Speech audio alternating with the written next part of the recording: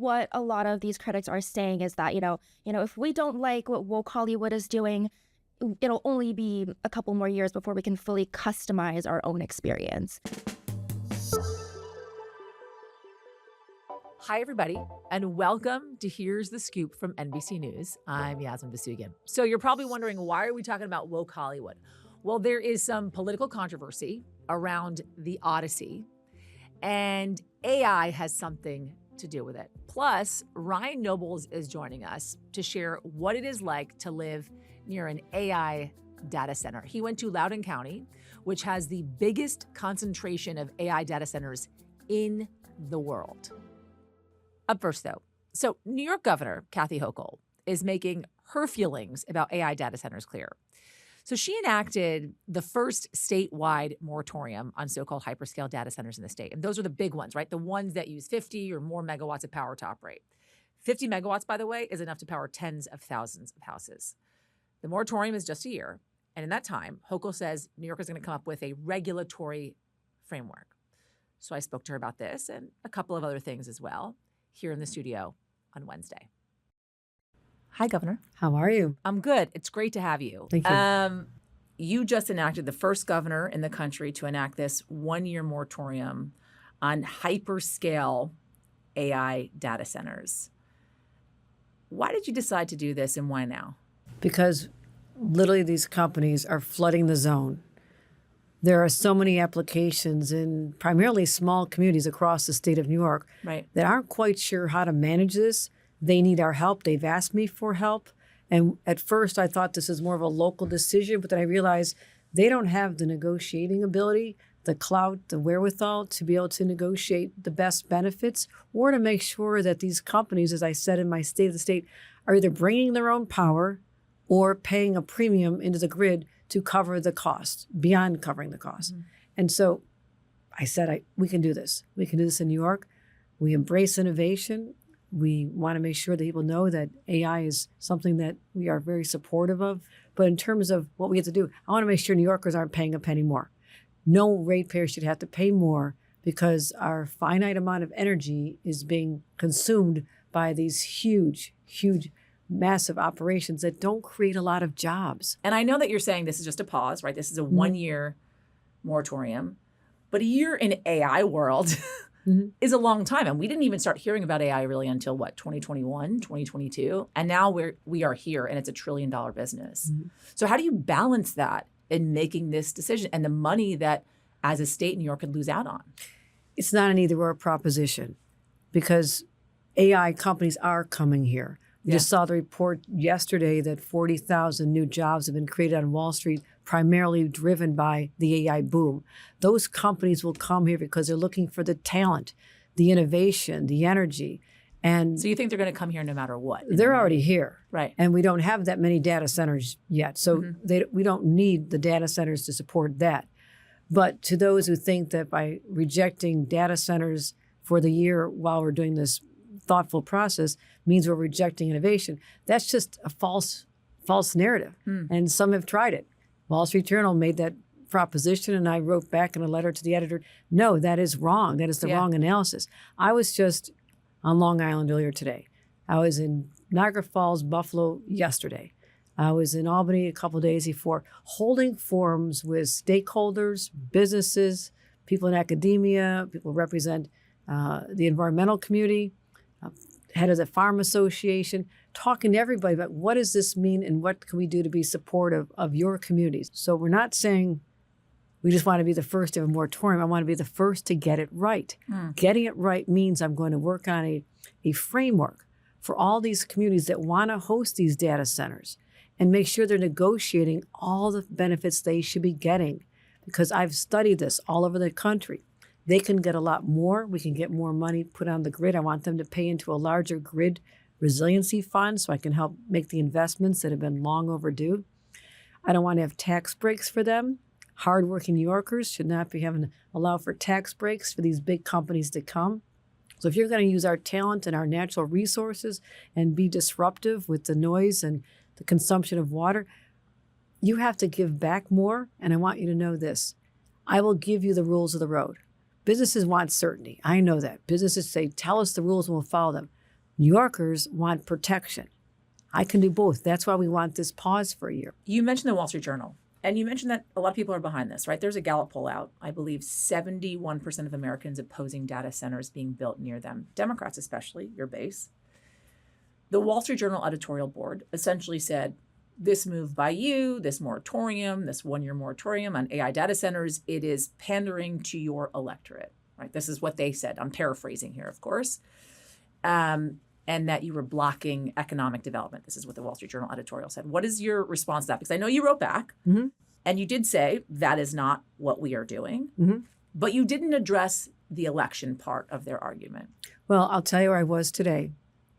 I was on Long Island having a representative from Brookhaven, one of the largest communities on Long Island, a Republican town, Republican supervisor, Republican board. Yeah. They just enacted an 18-month moratorium. So anyone who thinks distilling it down as if it's political pandering, first of all, doesn't know me. I don't have to do that, and I don't do that. And secondly, you're saying it's both Republicans and Democrats. It's absolutely Democrats and Republicans. 71% of Americans are not all Democrats. Right. So people are just creating this narrative, trying to cast aspersions on my motivation, clearly not caring who I am and my record of always finding the right answer and balancing competing interests. I deal with all kinds of competing interests on an hourly basis in this job, and I know how to get it right. I want to talk a little about New York City Mayor Mamdani. How do you think he's doing in his first 200 days?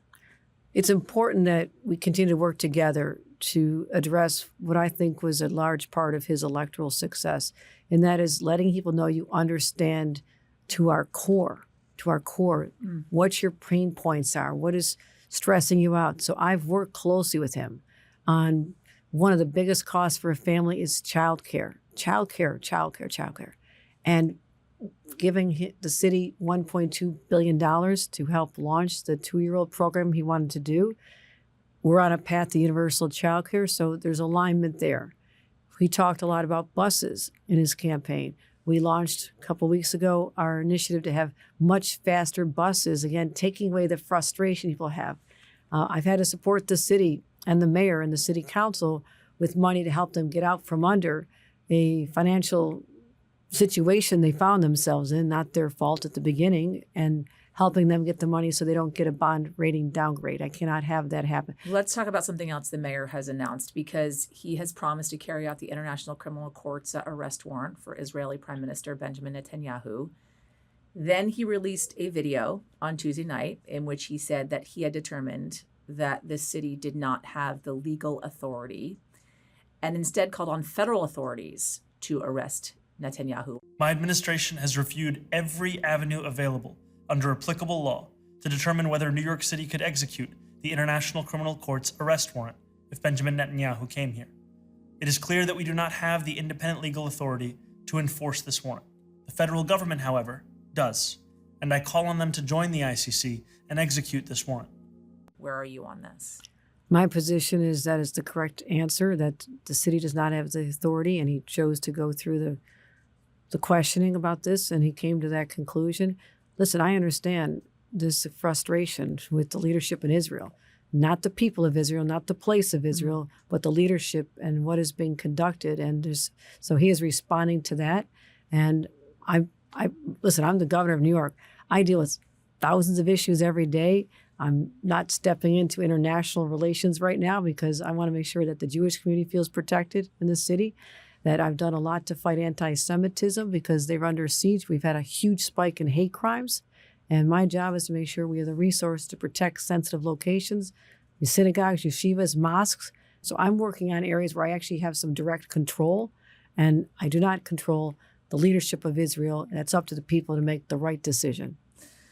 I want to talk about election security quickly, because we heard this primetime speech from the president last week, in which he has repeatedly claimed, falsely, as we well know, that the 2020 election was stolen. That is false. We know that to be false, and the president repeatedly makes these types of false claims. But New Jersey Governor Mikey Sherrill yesterday, or I should say Tuesday, said that more than 6,000 non-citizens were accidentally added to the state's voter rolls because of a software error. And she also said that like 400 or so ended up actually voting in various elections since 2022. You actually said on Face the Nation this week that you're not getting enough for election security in this state. Are you making sure people are double checking, triple checking to find out if something like what Mikey Sherrill has just announced isn't happening here in New York State? No, what I said was we're not getting the resources from the federal government. Therefore, I'm backfilling and giving the resources to make sure that every single New Yorker has the confidence to know that their vote will be protected at a time when Donald Trump is intentionally trying to undermine the security that everyone in our country used to have before you had someone who's been denying, and all the people around have been denying what everybody knows is a fact that Joe Biden was legally elected in 2020. So all of a sudden, people are noticing the economy is not doing well, that the war in Iran is not going well. So what does the president do? Does he talk about how people are suffering under the economy or the high cost of gasoline because of his self-inflicted war? No, he does what he does so masterfully.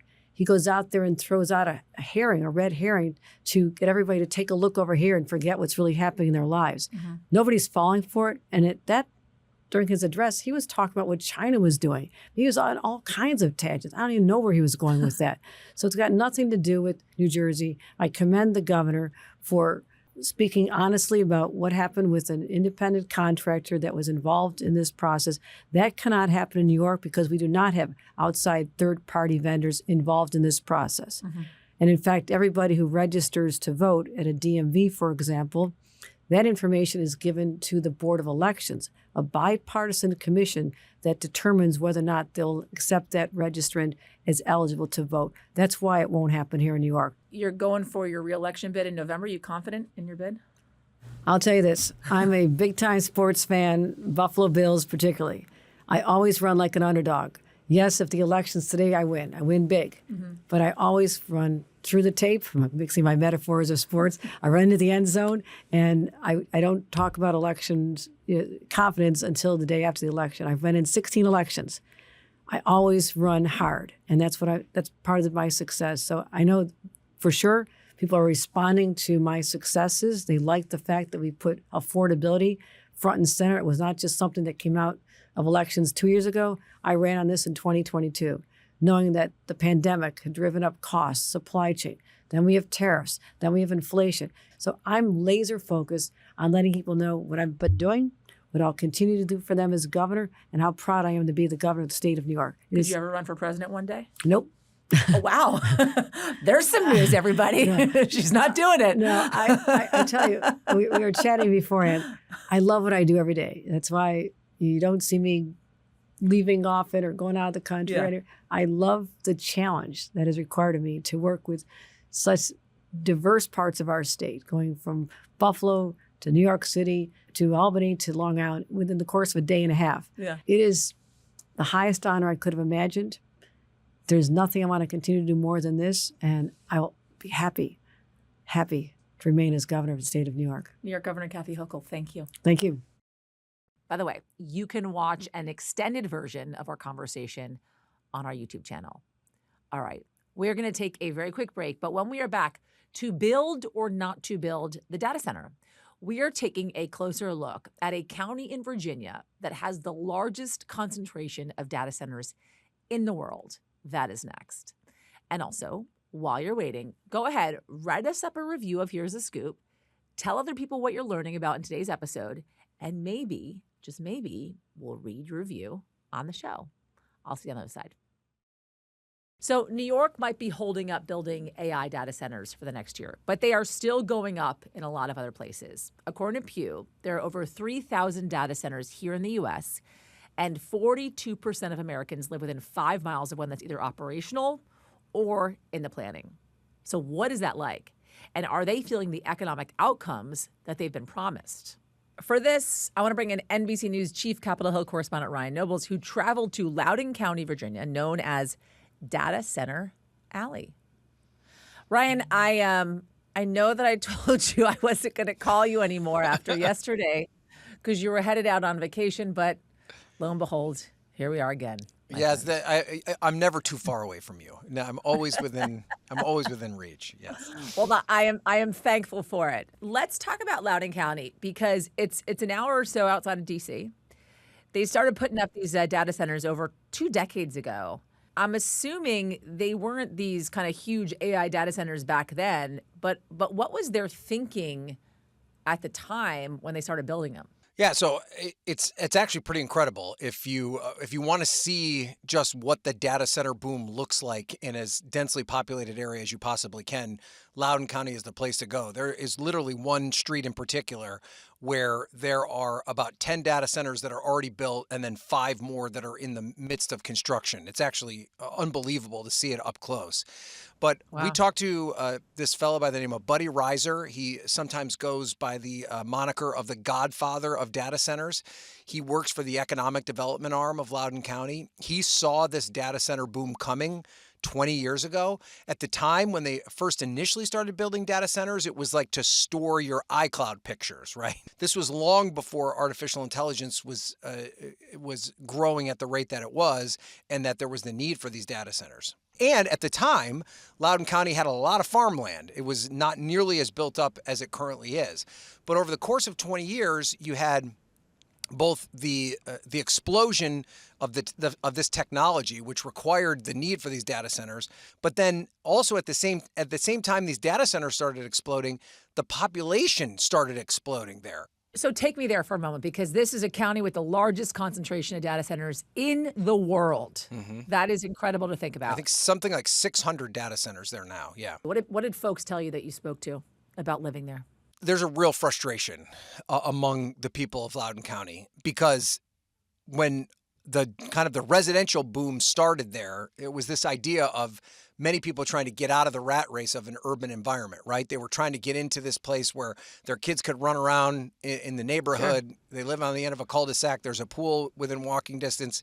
And that stuff all exists in Loudoun County. It's one of the most beautiful places in the country to live. There's so many beautiful housing developments and shopping centers there. But then there have become this encroachment of these data centers, and they have come with kind of the eyesore of the data center itself, but then in some cases they're extremely loud. If they have their own power generation on the campus, particularly if it's a gas turbine power generator, that can be loud. It has this sort of humming, high-pitched sound that is very irritating to the ear. And I have no idea when that sound is going to stop. It's at night when we're trying to sleep. It's in our living room when we're trying to relax. It's just all the time. Fumes that some people find that hurt them in different ways, shapes, or form. One guy we talked to said that he has like a chronic dry eye problem now ever since the data center went up and running. But despite all of that, there has been just an enormous economic benefit to Loudoun County. They estimate somewhere in the range of a tax benefit, something like $7,000 a household. We've added over 1,000 acres of parks and recreation, transportation, affordable housing. And they would also argue, and there's some controversy among, the data center opponents, that it is a huge job creator. The thing about data centers are once they are actually up and running, they don't require that many employees. But what Buddy Reiser told us is that they've been building these so consistently that if you signed up for a construction job to build data centers in Loudoun County 20 years ago, you've never stopped working. Because you finish one project and you're right on to the next one. In fact, they've had a hard time finding people to work in these jobs. That's the builders, though. That's not necessarily the people that are working That's not inside. the people that actually work there. So that's, there's a give and take to it for sure. And, the other person that I talked to about this is Sam Altman, who's, of course, the CEO of OpenAI. And he is cognizant of the concerns that people have about the explosion in data centers. His plea is that these local communities come up with a better zoning and planning process to make sure that they're not interfering in the daily lives of people, which is easier said than done, and I think Loudoun County is an example of that. How do these local lawmakers feel like they should address the concerns, for instance, of the residents of Loudoun County amidst this AI data center boom and some of these complaints that, sound pretty legitimate to me? I mean, who wants to go buy a house near a huge eyesore of a data center with, noise pollution coming from their energy use? So the argument that county leaders made to us is that they acknowledge, they accept that mistakes were made in this very quick ramp up, which 20 years doesn't sound like it's quick, but in the context of this conversation, it's quick. And that some stuff slipped through the cracks, that there were these, data centers that were built maybe too close to residential locations, or that the zoning laws weren't interpreted well enough. There's not much they can do now that the cat's out of the bag, but what they say is they're working to do better going forward, and that they're making the companies engage with the people that live in those communities to try and make things better. Like in the instance of the woman who I interviewed, who has a data center right outside her front door that has the power station that's on the campus. The company, Vantage is the name of the company, which we've been in contact with. They've committed to getting on the power grid so that the gas turbine power plant is no longer running, so that it's not as loud and doesn't emit those fumes that they're concerned about. That's one example of how they're trying to bridge that gap. It doesn't change the fact that the data center is going to be there and that it's going to make it difficult for her to sell her house. That reality is never going to change. But what Loudoun County told me is that they're pretty much at their max. They're probably going to build about 100 more data centers. So they'll probably be somewhere in the range of 700 to 800 data centers in the county. And then they're not going to do that anymore. I know it's crazy. And as you said, there's no other place in the world that has such a huge concentration of these things. So there's no easy answer. But I do think the lesson of Loudoun County is you've got to be a little bit more cognizant of the potential pitfalls and not just go rushing for the cash that comes from the data center. Ryan Nobles, now you can go on vacation, but keep your phone close. All right. Thanks, Yaz. So Christopher Nolan's movie, The Odyssey, it's still bringing in a ton of money at the box office after its massive opening weekend. The film was released, by the way, by Universal Pictures, which is under NBC News' parent corporation. But it is also dealing with right-wing backlash, which started before the release. People like, for instance, Elon Musk, are complaining that the movie's diverse casting is not, quote unquote, historically accurate.